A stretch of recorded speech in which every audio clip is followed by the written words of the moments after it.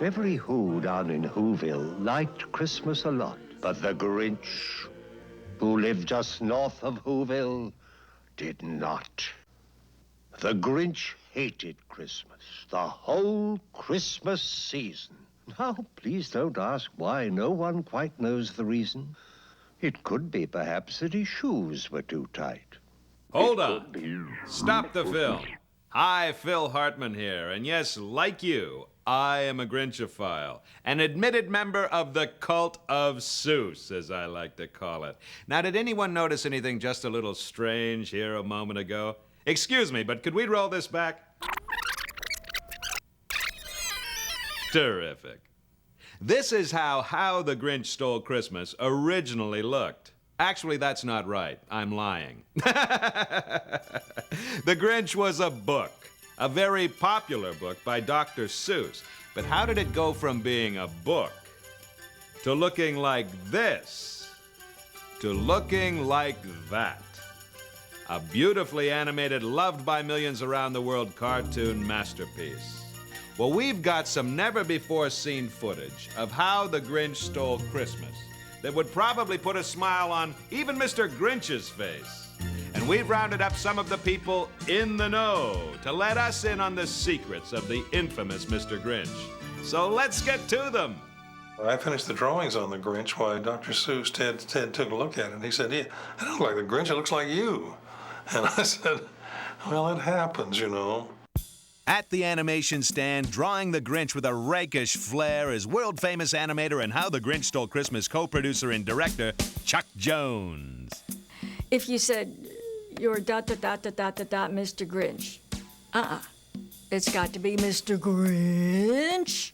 Singing in key and driving a natty customized Cadillac Seville. That would be the Grinch or Grinchmobile on Sundays.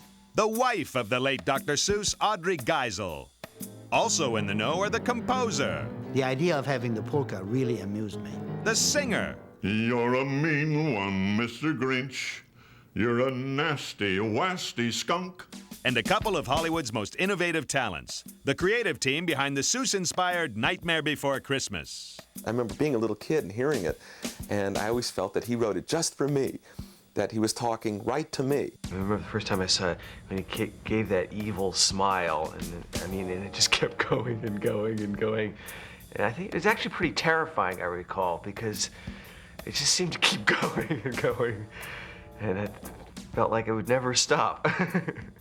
I must find some way to keep Christmas from coming. Well, everybody hates Christmas a little bit, and nobody dare deny that. Staring down from his cave with a sour, grinchy frown. The reason for a pencil test is really to check the timing. There's something beautiful about finding those kind of drawings and line work and seeing it like that, but it looks more like the book in some ways. In 1957, Theodore Geisel, alias Dr. Seuss, wrote How the Grinch Stole Christmas. Already a best-selling children's author known for Yertle the Turtle, The Cat in the Hat, Horton Hears a Who, and scores of other stories, Seuss would find an equally popular second home for his rebellious and sweetly offbeat characters in the world of animation. I know it seems strange, but I tell you, sincerely, these extra big ears of mine heard him quite clearly. Geisel's partner on Horton Hears a Who was acclaimed Bugs Bunny animator Chuck Jones. What's up, Doc? But Jones and Geisel's teamwork began long before Horton. During World War II, the two animators created the military training film character Private Snafu. Then, almost 25 years later, in 1966, came the successful evolution of the Grinch from the pages to the big screen, an event that almost didn't happen. He didn't want to. He didn't want to put the Grinch on the screen. He said, no. He said, I don't want to do it. And I said, yes, you do. As it went along, and as he saw it, and they all go, da-hoo, da-miss, da-hoo. The songs and everything were just wonderful. And then he was a happy camper about that. Dahoo, four-ace, Dahoo, door-ace, welcome Christmas, come this way. If you read the book, you'll find that it runs about 12 minutes. And so we had to extend it. We had to not pad it. It was a good story. We felt we could add business to it. So that whole center section where Max is tied up to the sleigh and goes down through the mountainside and has all those problems getting down there was good comic business, as it turned out. And but it was all added. It was not part of the book. And the evolution from one-dimensional book figures to two-dimensional animated figures in motion is a long and very precise creative process. There are 24 separate frames in each second of film. This means that an animator must draw one new drawing or animated cell every 2 frames, which means there are 12 pieces of artwork for each second of film. Let me illustrate this principle for you. After all, that's why I'm here. If I was a cartoon character, for just one little second of film, in order for me to smoothly move from this to this, it would take 12 individual moments of action to make the motion from point A to point B appear seamless. If my progression of movement from one frame to the next is too abrupt, the animation will appear out of sync and the offending cell has to be redrawn until the animator is satisfied that the sequence is believable. Not only body motion has to be carefully managed, but the placement of hair, clothing. In other words, a lot of work. Even a 10-second segment of animation requires 120 specific cells. In a 30-second segment, there'd be 360 specific cells. And for a cartoon as long as The Grinch, we're talking at least 17,000 individual, highly specific, drawn by hand until your arm feels like it's ready to fall off, specific cells of animation. As I said, he begins to look more like me because he gets kindly. So now we know how to draw the Grinch, or at least a reasonable facsimile of this green Seussian icon. But a picture this special, this magnificent, needs a very unique voice. I'll show you how they did it, Joseph. I'll show you how they burnt them. And they're hanging their stockings. He snarled with a sneer. Tomorrow is Christmas. It's practically here. And with a voice like that, the main character in How the Grinch Stole Christmas sprung to life. Irritated and nasty and certainly quite frightening. Boris Karloff was such a name, such a presence. Many people associated him with the idea of being a Frankenstein's monster, you know, the big guy. But then I realized that Boris Karloff was the only one who did these voices. It's like great. It's like perfect. I mean, he's got, you know, one of the most beautiful, distinctive voice. You know, it's perfect. I didn't want any other voice to come in because there's a poetic quality of the way he read it. And that curious little rhyming pattern that all Dr. Seuss things have is very catching. This is stop number 1. The old Grinchy Claus hissed as he climbed to the roof, empty bags in his fist. He had the power of the voice, and he could be malignant in what he said and the way he could say it. Just how effective is Karloff's voice in conveying the menacing intentions of the Grinch? Well, we've come to this recording booth to put our own mark on the Grinch and hear how we stack up. First, Karloff's version. I must stop this whole thing. Why, for 53 years I've put up with it now. I must stop Christmas from coming. But how? And now our version. Maybe the Duke. I must stop this whole thing. Why, for 53 years I've put up with it now. I must stop Christmas from coming. But how? Maybe that doesn't quite work. How about a little Jack? There's a light on this tree that won't light on one side. So I'm taking it home to my workshop, my dear. I'll fix it up there, then I'll bring it back here. Or the chairman of the board. They're finding out now that no Christmas is coming. They're just waking up. I know just what they'll do. Their mouths will hang open a minute or two. Then the Who's down in Whoville will all cry, boo-hoo. Yeah, all right. Boris Karloff was a brilliant choice, but he alone wasn't responsible for the wonderful sound of How the Grinch Stole Christmas. His role was as the story's narrator. Even Karloff couldn't sing. And the Grinch had 3 different musical numbers and only 24 minutes of animation. You're a mean one, Mr. Grinch. Unfortunately, I didn't get any screen credit. Now, according to the credits, the only voice in How the Grinch Stole Christmas is Boris Karloff. But June Foray, the voice of Bullwinkle's sidekick Rocky, brought little Cindy Lou Who to life.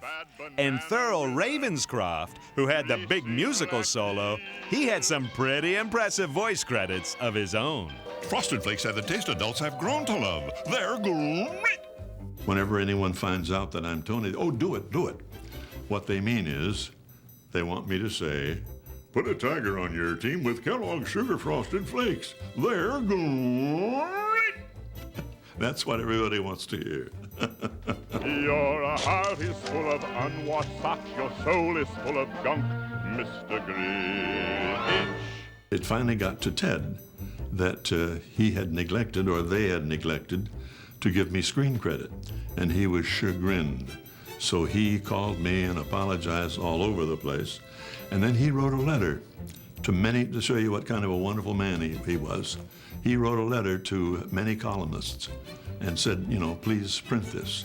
And it was the story of, this is the guy who sang the song about the mean old Grinch, which was darn nice. The 3 words that best describe you are as follows, and I quote, Stink, stink, stank, stunk.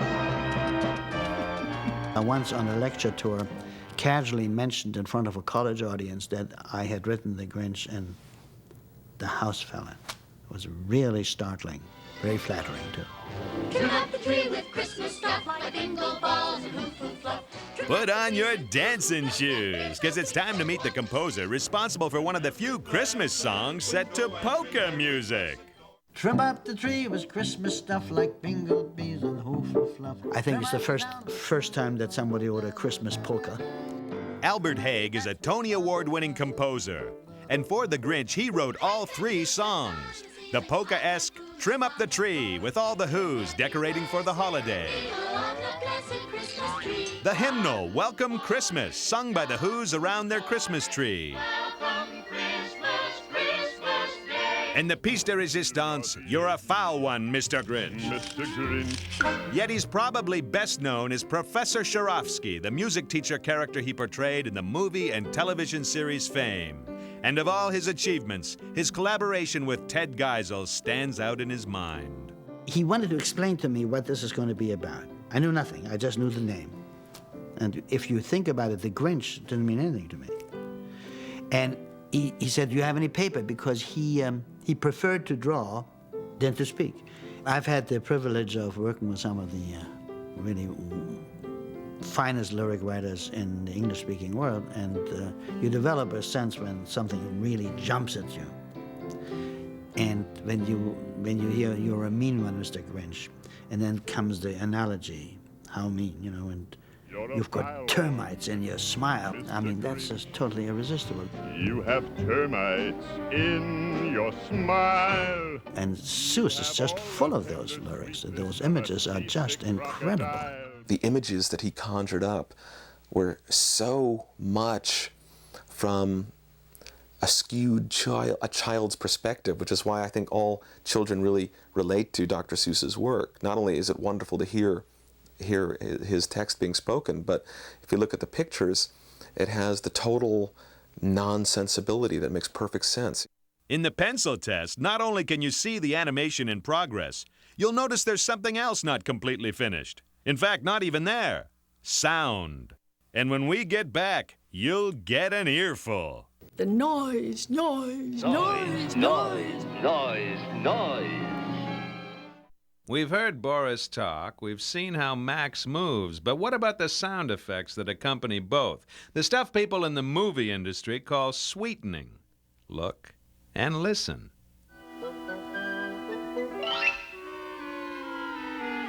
What about when Max tips over due to the weight of the antlers and the Grinch saws them down? Do you think they used a real saw, like this one, on a real reindeer to capture that sound? I don't think so. No, for that they used music. Violins. Sometimes adding a bed of music will be enough. Other times you have to be very clever. There is an art, there always has been since the radio days, in terms of creating sound for microphones to create illusions. But if Santa could do it then, so could the Grinch.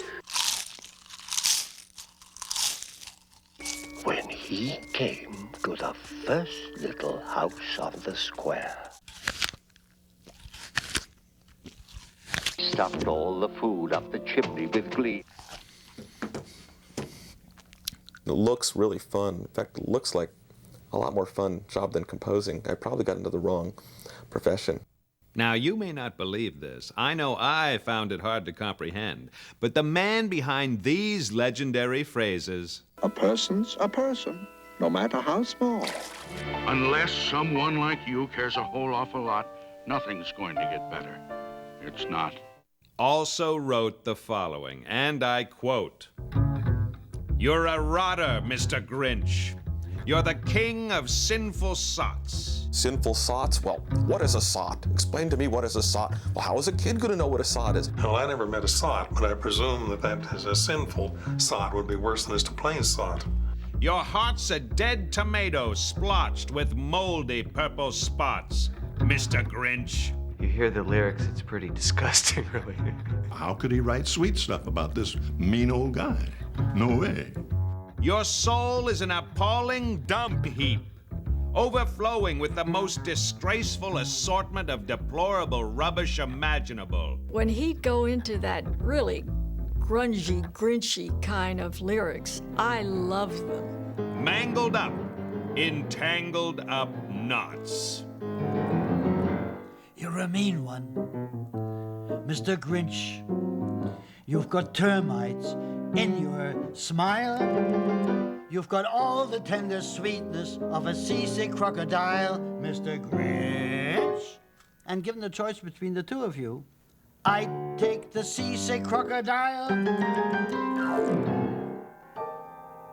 Well, this is wonderful stuff. I mean, this is the kind of stuff I loved to hear as a kid. I loved every minute of it. I thought it was fantastic. The animation and the music, and of course, Boris was too much, and that face that they animated on Boris was unbelievable.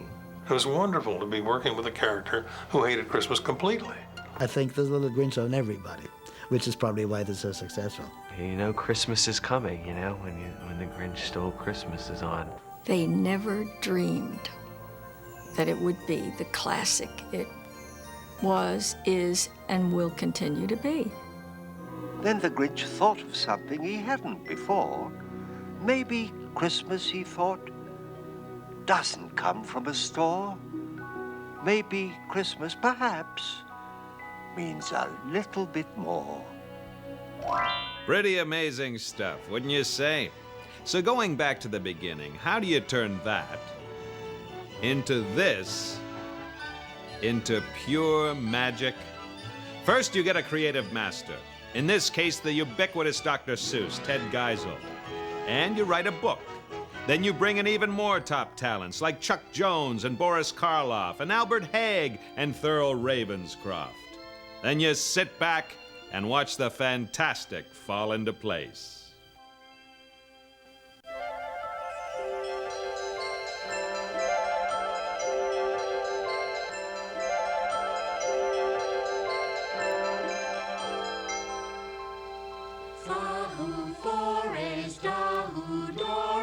Welcome Christmas, bring your light.